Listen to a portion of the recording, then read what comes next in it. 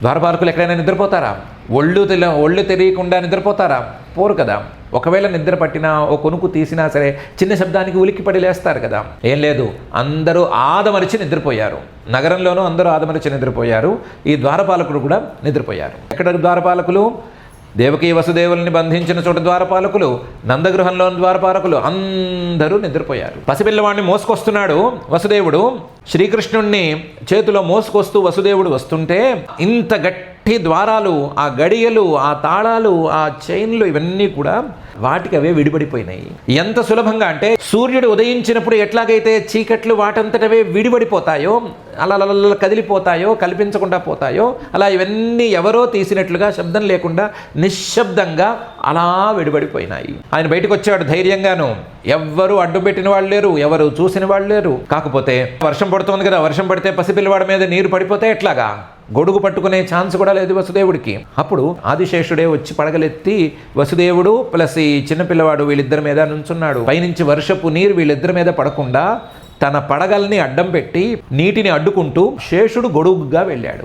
వసుదేవుడికి ఇంకో అడ్డం వచ్చింది. ఏంటంటే ఈ నందగోకులానికి వీళ్ళున్న ప్రాంతానికి మధ్యలో యమున పారుతోంది. లోతు ఎక్కువ ఉంది కదా, వేగం ఎక్కువ ఉంది కదా. అక్కడక్కడ సుడిగుండాలు చాలా ఉన్నాయి. ఆ చాలా ఉండే సుడిగుండాలు చిన్న చిన్నవి కావు, పెద్ద పెద్దవి. లోపలికి అడుగు పెడితే లోపల లాగేసుకుంటాయి అన్నట్లున్నాయి. వేగంగా సుడిగుండాలతో ప్రవహిస్తున్నటువంటి నది ఈయనకి అడ్డం వచ్చింది. ఈయన ఏమీ ఆలోచించలేదు, అడుగుల మీద అడుగులు వేస్తూనే ఉన్నాడు. వేస్తూ ఉంటే దారి ఇచ్చేసింది. ఎందుకు ఇచ్చింది? యమునా నదికి భర్త ఎవరు?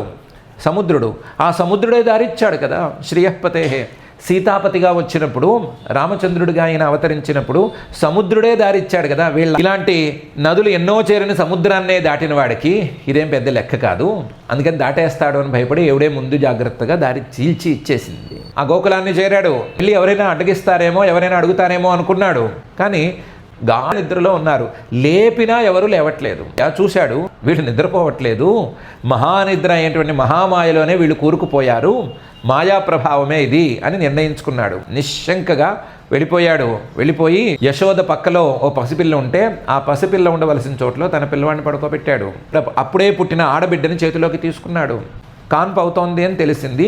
కాన్పు అయిన తర్వాత ముందు వెనక ఆవిడకి ఏం తెలియదు పాపం. అందువల్ల ఆవిడ నిద్రపోతోంది. నిద్రపోతుంటే ఆ పొత్తిళ్లలో ఉండే బిడ్డని ఈయన తీసేసుకుని మళ్ళీ ఇంటికి వచ్చేసేసాడు. ఎలా వెళ్ళాడో అలా వెనక్కి వచ్చేసాడు.